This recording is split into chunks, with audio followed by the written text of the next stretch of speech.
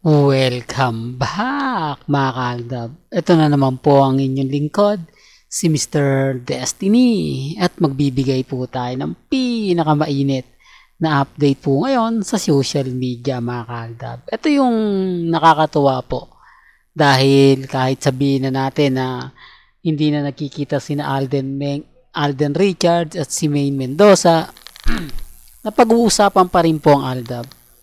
Tayo pa rin po ang bida, di po ba? Tayo pa rin po yung masasabing pinag-uusapan, di po ba? Totoo naman po mga kaaldab na hindi nila po pwedeng ikatwa o sabihin na hindi tayo nagtitrending, di po ba?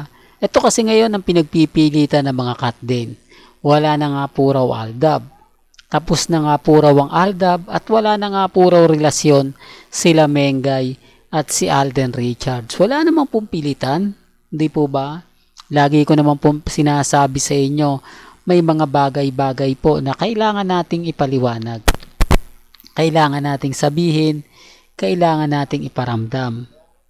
Lalo na po ngayon na talagang pinagdidiinan po nila, pinipilit po nila na si Alden Richards, karelasyon na si Catherine, tapos si Maine Polkerson, meron ng Arjo. Sa totoo lang po, hindi naman po tayo namimilit. Di po ba? Sabi ko nga po sa inyo, wala naman pong pilitan sa channel ni Mr. Destiny. Ang sa atin lang naman po, lahat ng mga update, mga paliwanag, talaga naman pong mapapaisip naman po kayo.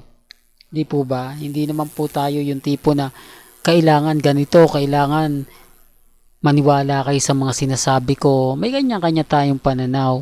May kanya-kanya tayong opinyon. Di po ba? Si Mengay at si Congressman Arjo, kinasal na yan. Di po ba? Alam naman po na madlang people yan. Alam naman po ng buong mundo yan, saksi. O bakit pa po kaya sila affected na affected? Bakit hindi na lang nila hayaan ang aldab? Gayong kasal na naman po talaga. Kuno, si Congressman at si Maine. Di po ba? At wala na po talagang maniniwala pa po kay Mr. Destiny kapag aldab ang pinag-uusapan dahil simula po 2023 o 2022 hanggang 2024, puro pambabash na po Gaya nga na sinabi ko yung 2015 hanggang 2019, yan lang naman po yung nakikinig sa akin. Di po ba? At si Maine Polkerson lang naman po talaga ang masasabi natin na kumbaga matatag kampante. Kaya nga po ko hindi ako nagtitinag o hindi ako nagpapatinag. Kahit sabihin nila, hindi Mr. Destiny, move on ka na, tapos na yung boxing. Hindi po. Tuloy-tuloy pa rin po ako. Wala po makakapigil sa akin, di po ba?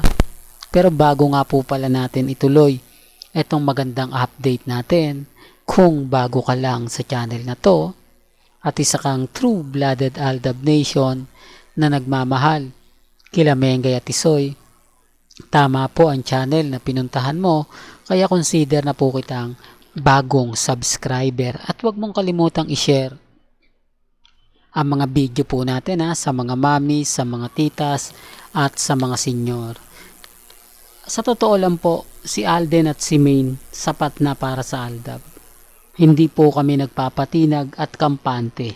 At pag-usapan naman po natin si Richard Polkerson. 11 years po na nagkaroon ng relasyon sila Catherine at si Daniel Padilla. Hindi naman lingid sa inyong kaalaman yan, di po ba? Samantalang si Alden Richards nanliligaw pa lang daw po at may karibal siya na si Jericho Rosales. Di po ba?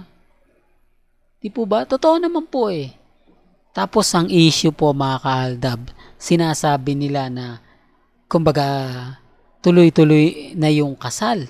Sa September nga po raw yung kasal. May buwan pa talaga. Di po ba? Samantalang sila Catherine at si Daniel, wala po bang planong, hindi po ba nila naisip na magpakasal?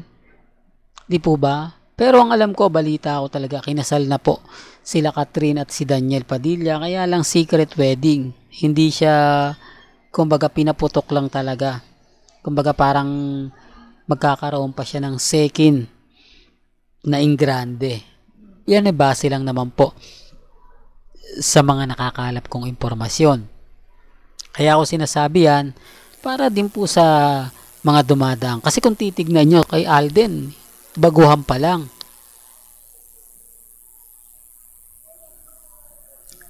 Di po ba?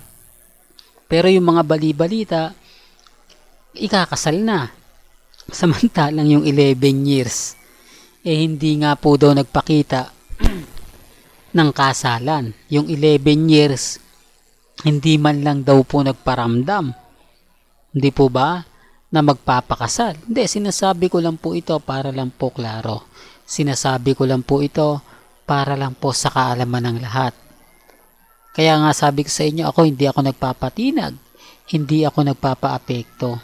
Basta dun lang po ako sa kung ano yung pinag-uusapan, dun lang po ako. Hindi po ba? Hindi po ako namimilit ng mga taong ayaw po. May kanya-kanya tayong opinyon at pananaw. Nirerespeto ko po yan at ginagalang. Hanggang dito na lang po ang ating latest updates. Kaya kung gusto nyo pa po ng pinaka-latest at sariwang update, abay tumutok lang po kayo dito po sa channel ni Mr. Destiny para updated po kayo sa mga latest at sa mga bagong video po na ilalabas po natin maya-maya lang. Hanggang sa muli, salamat po sa panonood at pakikinig.